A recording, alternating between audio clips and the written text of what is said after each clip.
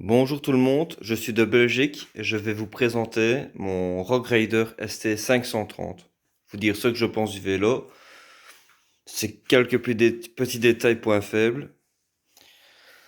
Donc voilà, moi ici j'ai fait l'acquisition de ce vélo après 3 mois de recherche, occasion, grande marque, enfin soit c'était très compliqué.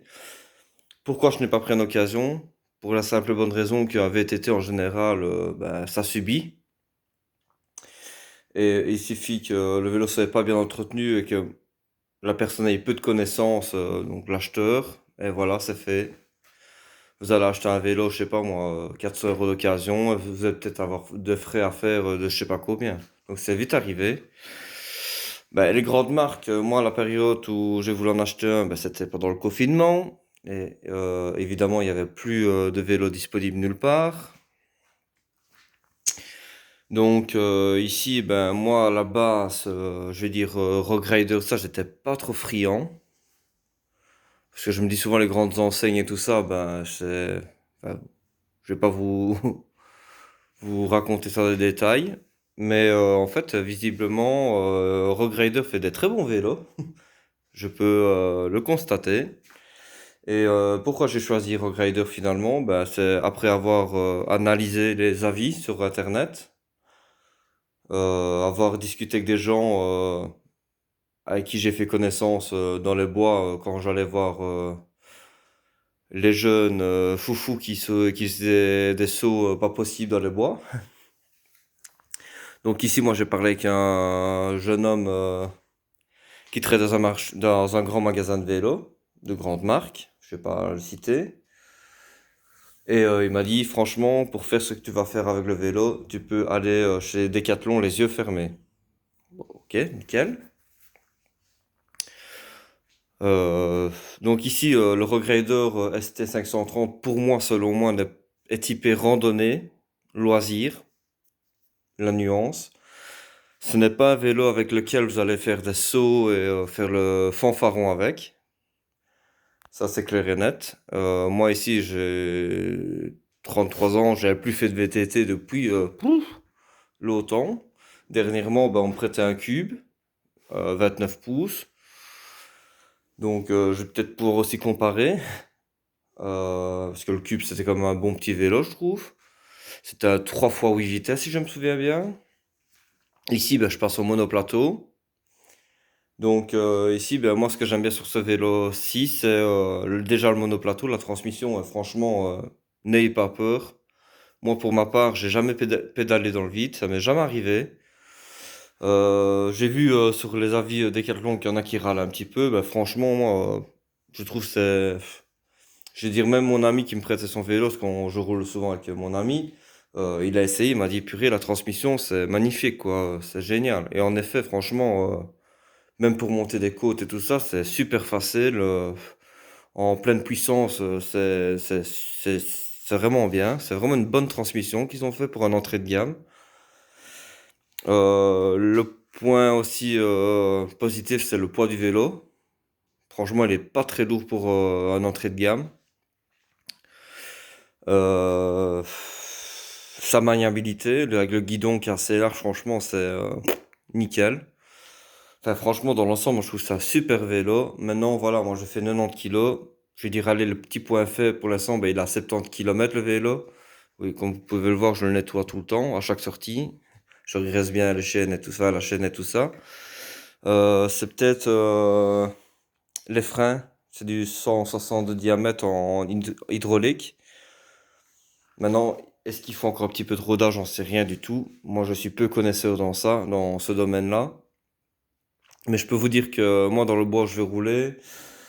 Il y a des bonnes descentes et des fois, je freinais assez tôt pour pouvoir m'arrêter, quoi. Euh, le point faible aussi, c'est les poignets. Franchement, si vous mettez pas de gants, ça vous brûle les mains. La selle, maintenant, c'est peut-être dû à mon poids aussi. Je la trouve pas super confortable. D'ailleurs, je vais la changer prochainement. Les pédales, je trouve que franchement, il y a très peu de grip. Les pneus aussi, bon voilà, maintenant c'est d'entrée de gamme, il n'y a pas de miracle, hein. C'est...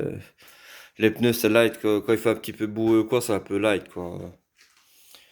Mais à part ça, franchement, la fourche, malgré que c'est pas une hydraulique ou j'en sais rien, c'est une fourche à ressort, oh, je sais même plus comment on dit, enfin, c'est une fourche à ressort. Mais moi, par rapport au Cube, qui avait une bonne fourche hydraulique, franchement, elle fait vraiment le taf. Il faut bien la régler, par contre. Mais enfin, le vélo est précis et tout ça, franchement, c'est vraiment un tout bon vélo. Maintenant, les personnes qui veulent vraiment acheter ce vélo-là, c'est pour, je veux dire, c'est les personnes qui recherchent des promenades calmes, facilité dans les changements de vitesse, pour progresser aussi. J'hésitais avec le ST 540, qui était un double plateau, et je me dis merde, celui-là c'est un monoplateau. Déjà avec le cul, je m'en mêlais les pinceaux des fois avec les vitesses. Je lui dis non, je vais foncer sur celui-là, et franchement, je regrette pas du tout mon choix. C'est un super vélo. Franchement, rapport qualité-prix, j'ai regardé pour voir une chose, enfin la même chose, plus ou moins similaire dans une grande marque. Dites-vous il faut mettre souvent passer 600 euros, hein, minimum. Je dis bien minimum, hein. Donc voilà, ici, la personne qui va acheter ce vélo-là, ben, je vous dis franchement, si vous cherchez un vélo pour faire des randonnées calmes dans les bois et un vélo polyvalent, foncez. Franchement, n'ayez pas peur de la transmission, c'est juste génial.